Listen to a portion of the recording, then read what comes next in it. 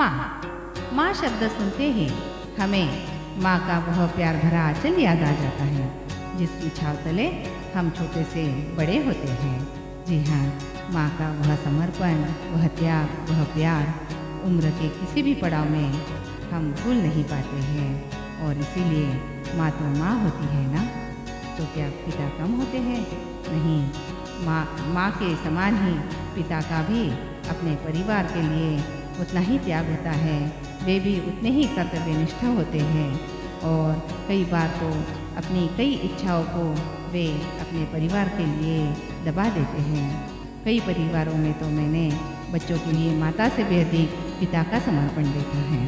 इसलिए तो दोस्तों, माँ और पिता को परिवार रूपी सिक्के के दो पहलू कहा गया है।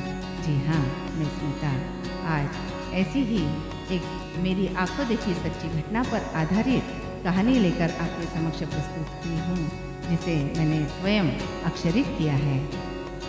बात ऐसी है, मेरी बालकनी के कोने में प्रतिवर्ष एक बुलबुल का जोड़ा घोंसला बनाता है।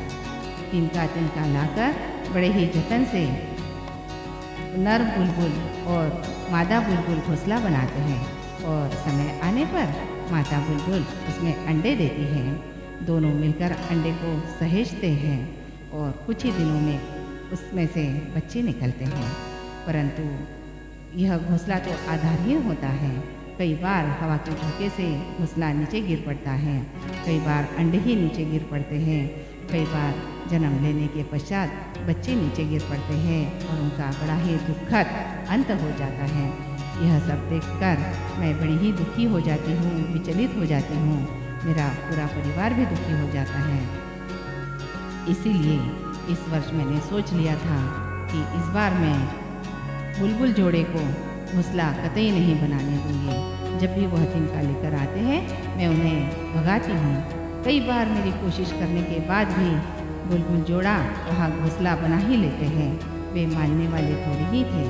अब मैंने स्वयं ही हार मान ली थी।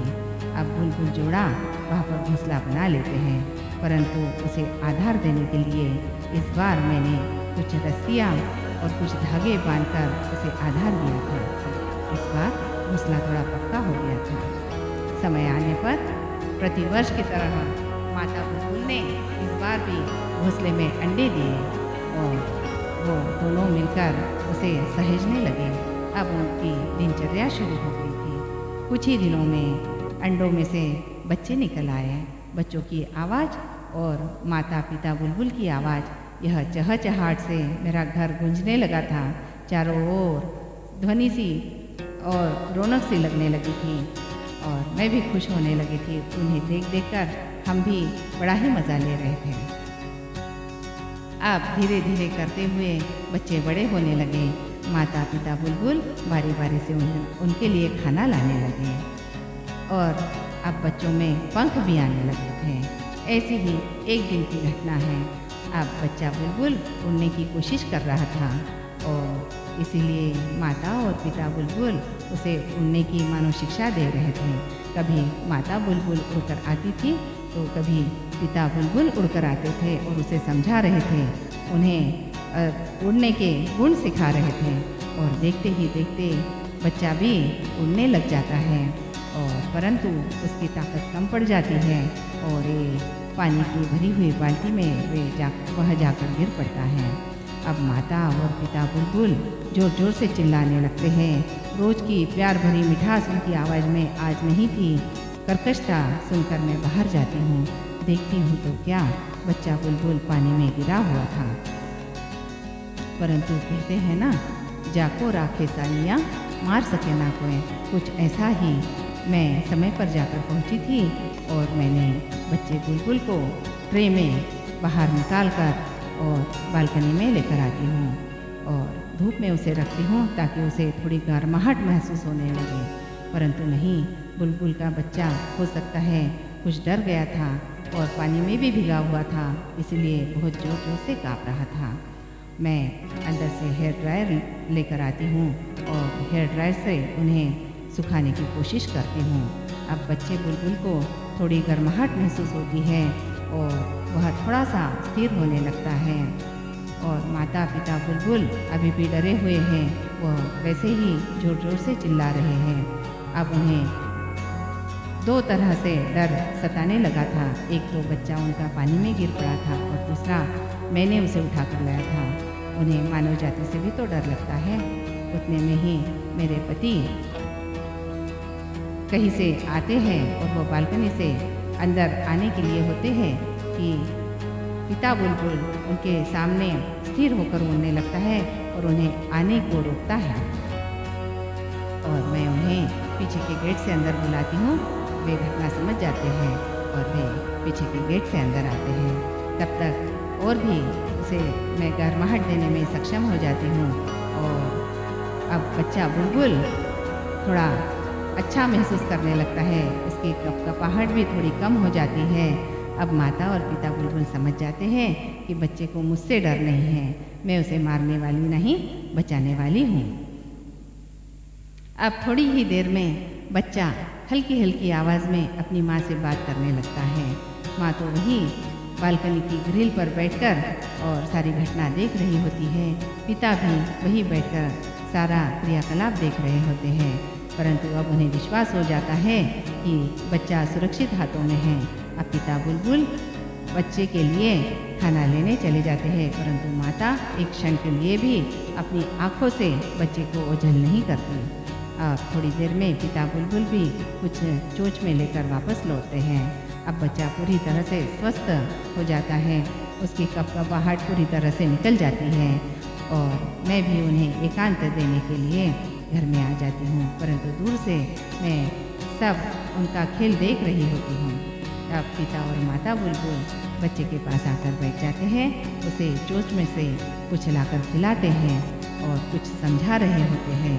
और बच्चा बुलबुल भी बड़ी प्यार से माता और पिता के साथ बातें करने लगता है। धीरे से थोड़ी ही देर में बच्चा बुलबुल उड़ने लगता है और उड़कर वह सामने इलेक्ट्रिक के पोल पर जाकर बैठ जाता है। और माता पिता बुलबुल भी उसके साथ उड़कर वहाँ जाकर बैठ जाते हैं। उन्हें देखने के लिए मैं भी बालकनी में आ जाती हूँ।